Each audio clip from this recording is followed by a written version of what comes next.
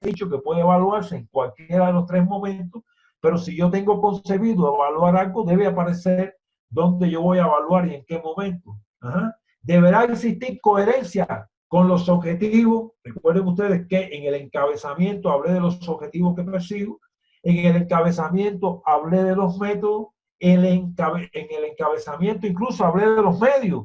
Por tanto, en ese sentido, yo tendría que hacer coincidir todo esto. No voy a hacer que yo diga una cosa en la introducción o que diga una cosa, perdón, en el encabezamiento y que después no se cumple. Todo esto tiene una coherencia, pero la manera de proceder es que ustedes escriban en lo esencial los pasos lógicos que van dando, sobre todo las preguntas, para que no haya niveles de improvisación.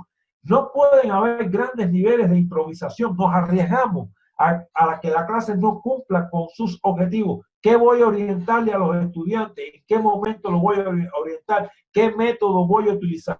Esto es a libertad del docente, pero lo que queremos decir es que hay que sentarse a concebir. Primero hay que concebir la clase y después escribir los elementos esenciales, sobre todo la manera de proceder con los distintos pasos que voy a seguir. Ahí tienen ustedes en esta diapositiva cómo yo puedo escribir en la manera de proceder, qué yo voy haciendo, digamos, en la introducción, qué voy haciendo en el desarrollo y qué voy haciendo en las conclusiones. Seguimos, Fran. ¿Y qué voy haciendo en las conclusiones? Ahora, después tengo la bibliografía. La bibliografía es una parte muy importante porque para preparar una clase yo tengo que tener la bibliografía en mi mano. Si nosotros hablamos de que hay que ser científicos, que tenemos que desarrollar el principio de la cientificidad, yo debo utilizar una bibliografía contemporánea, una bibliografía actualizada, para yo poder llevar a ese estudiante los elementos de la ciencia que estoy con ellos analizando, discutiendo, reflexionando.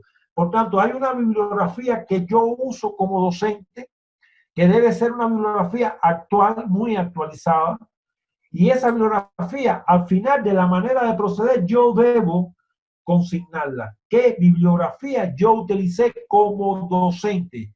Pero al mismo tiempo yo debo de consignar la bibliografía básica, esencial de los estudiantes.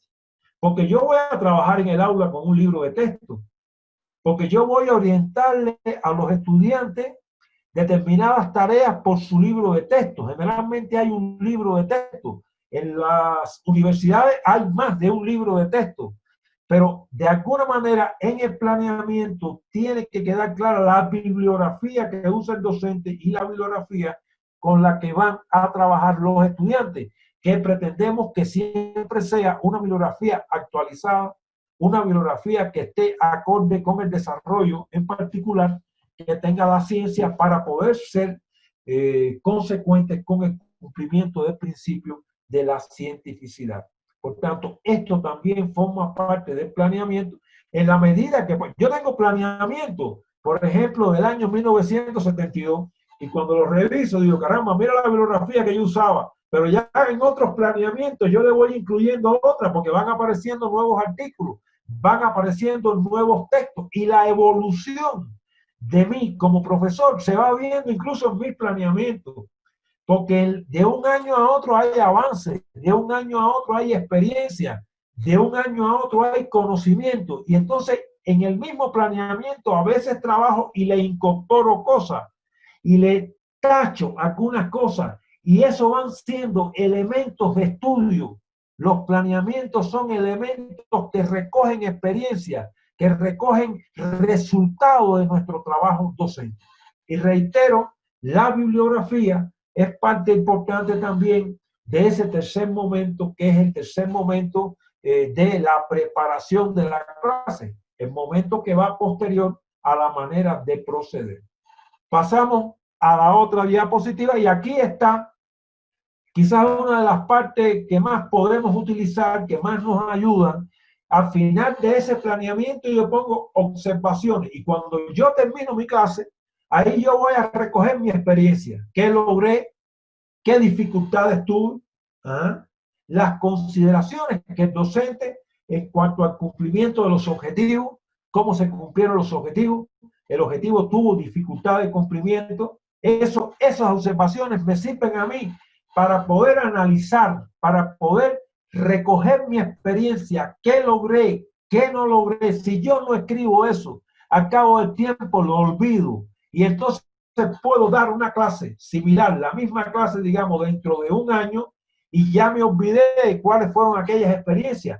En el momento de terminar la clase, yo debo hacer un conjunto de anotaciones en las observaciones. Vean ustedes, aquí se deberán recoger en forma sintética, todo es sintético, las experiencias fundamentales de la clase impartida, las consideraciones del docente en cuanto al cumplimiento de los objetivos y aquellos aspectos logrados y los que consideren no logrados con vista a un mejoramiento de su trabajo futuro.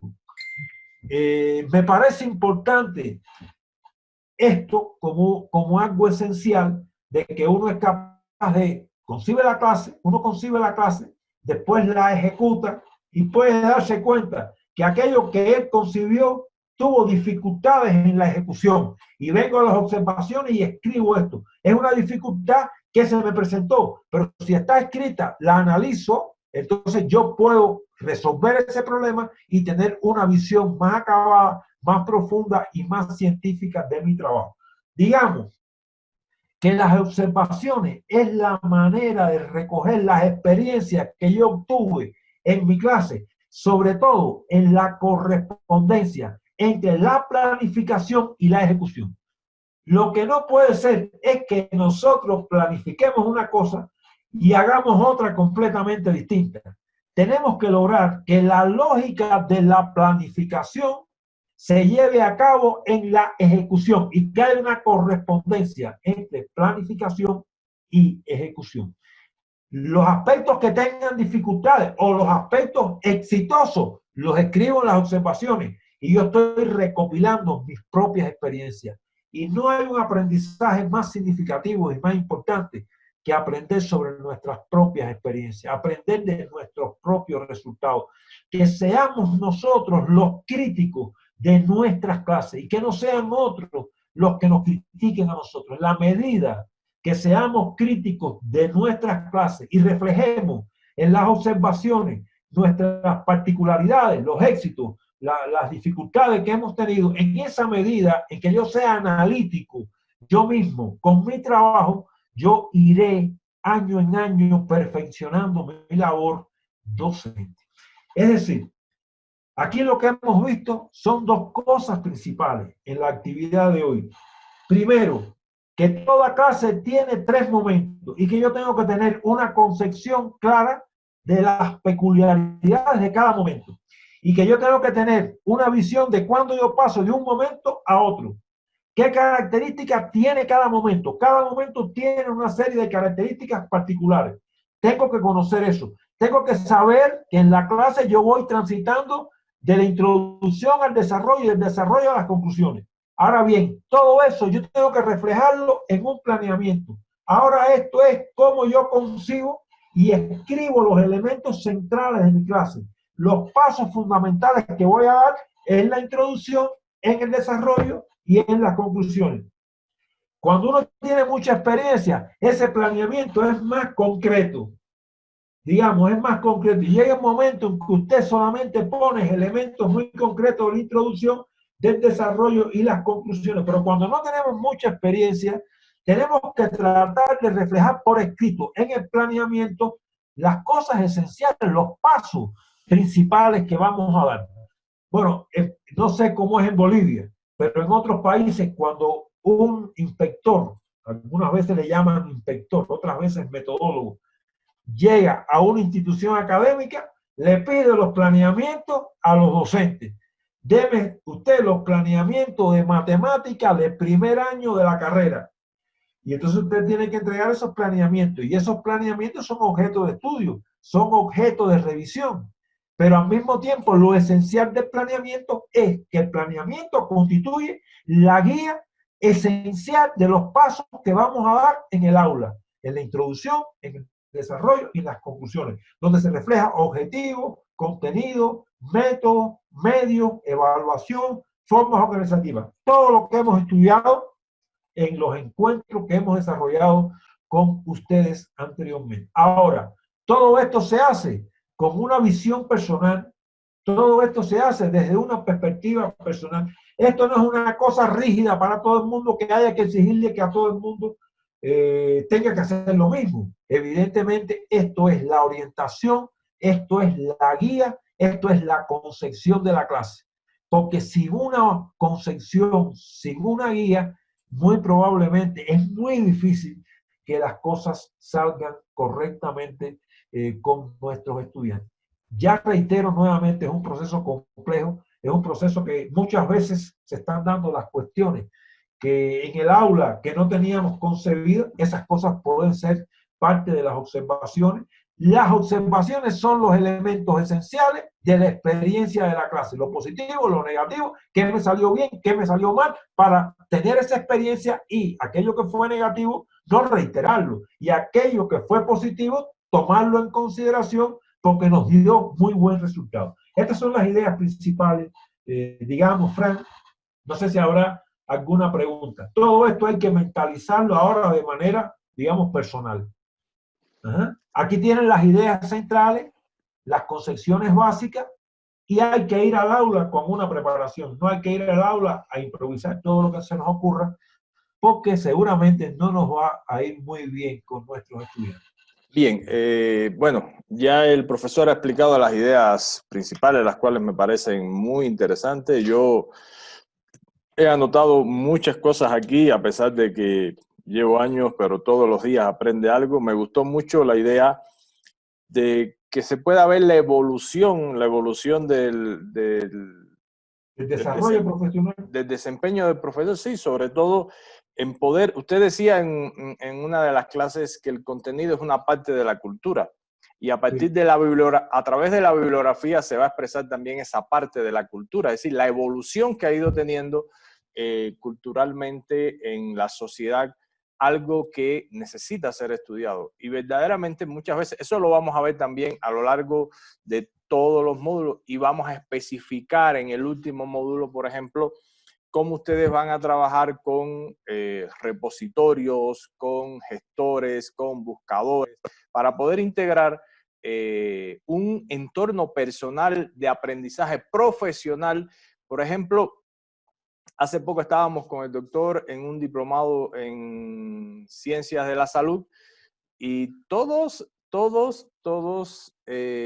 voy a mencionar el nombre del diplomado porque esto después va a estar en línea, pero algo que nos llamó poderosamente la atención y es que no nos podían referir, por ejemplo, cuatro revistas importantes, no nos podían referir sobre autores y nos ha pasado en muchas áreas que hemos trabajado y entonces eso demuestra algo que dijimos al inicio y el profesor hizo énfasis. No se va a lograr una calidad en la docencia universitaria solo con la habilidad profesional, es decir, el conocimiento disciplinar de ser un médico, de ser un ingeniero, de ser un arquitecto. Fíjense que todo lo que aquí se ha explicado, muchas veces en la gran mayoría de los países latinoamericanos, tienes que pasar 4 años estudiando didáctica, lo que el profesor nos ha dado en 5 encuentros, estudiando didáctica, estudiando pedagogía, para después pasarte 5, 6, 7, 8 años y poder hacer un cambio de categoría docente para ser un buen docente. Y muchas veces no se llega y no se culmina esta obra de ser un buen docente porque algo que decía el profesor y que siempre me ha hecho mucho énfasis es en el tema de la creatividad, en el tema de la innovación. Recuerden que el objetivo principal del diplomado es que ustedes incorporen habilidades que son didácticas, metodológicas, tecnológicas e investigativas para tener un desempeño eficiente y eficaz en la docencia universitaria. Ese es el objetivo general de este diplomado. Por lo tanto, yo creo que hay que pensar mucho. Fíjense que nosotros estuvimos discutiendo con el profesor si hacíamos aquel seminario que le habíamos orientado y realmente llegamos a la conclusión a partir de su experiencia y su análisis. Me decía, pero no creo que sea productivo en este momento. Si queremos evaluarlo, lo podemos evaluar. Pero es que ellos están aprendiendo ahora y están conociendo elementos teóricos que si no lo empiezan a poner en práctica en el ejercicio, esto al final no cumple. Hoy yo discutía con un profesor, con otro doctor, el tema de los diplomados de educación superior. Y es que en los diplomados de educación superior, la gran mayoría de los que pasan no cumplen el objetivo, porque salen sin saber organizar los momentos de una clase y planificar una clase, que no puede ser la misma la de Chile, que la de Gabriela, que la de Jonathan, porque hay muchas variables. Lo primero que decía era que es complejo, cada grupo es diferente, cada profesor es diferente, cada asignatura es diferente, pero lo que sí tiene que existir, lo que decía el profesor, es una lógica coherente, con una concatenación dialéctica entre todos los componentes que en ocasiones se presuponen, se excluyen, pero no pueden estar aislado el objetivo del contenido ni la evaluación del objetivo. Entonces, todas esas cosas ustedes tienen que pensarlas mucho. Y yo pienso que las ideas que el profesor nos ha transmitido, yo he anotado muchas cosas aquí que me parecen interesantes y que las estoy teniendo ya en cuenta para el módulo que yo voy a dar. Bien, no sé, pregunta, lo más importante no es lo que diga solo el profesor, lo que diga yo, sino lo que en 2 minutos que nos quedan ustedes puedan también compartir y preguntar. No, que hay que decir también que en 5 encuentros hemos tratado de resumir los aspectos esenciales, nos queda todavía un encuentro, Sí, pero estamos elaborando un libro que tiene todas estas ideas muy desarrolladas, todas estas ideas concebidas con mucha claridad. no, Yo creo que para entender el libro lo mejor sería pasar por este curso, ¿no? Todos los que han pasado por este curso, cuando tengan el libro, no está terminado todavía, pero se va a terminar próximamente, van a tener la claridad de todas esas cosas. Queremos incluso poner un planeamiento modelo, o sea, para que alguien vea una clase planificada, un planeamiento modelo, porque ustedes tienen ideas aquí ahora, pero todavía no han visto quizás un planeamiento desarrollado por una persona de experiencia. Y la idea principal es que ustedes tengan las ideas, valgan todas las redundancias. Esta idea de que esto no es una cosa sencilla, que cualquiera lo hace porque es matemático y va y se para allí. Y entonces nadie lo entiende. No tiene profesionalidad, porque esto es una especialidad que lleva tiempo de trabajo. Profe, Sí. para cerrar, porque queda 1:31 y casi siempre el tiempo nos supera, pero hay una pregunta de Mary. No sé, Mary, la pregunta que usted quiere hacer, por favor, o el comentario. El docente ya ha estado indicando que también usted lo recalcó acerca de la creatividad, las habilidades del docente como también del estudiante.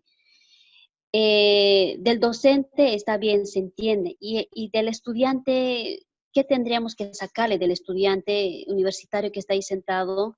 ¿Qué habilidades él demostraría a pesar que se le dé la introducción?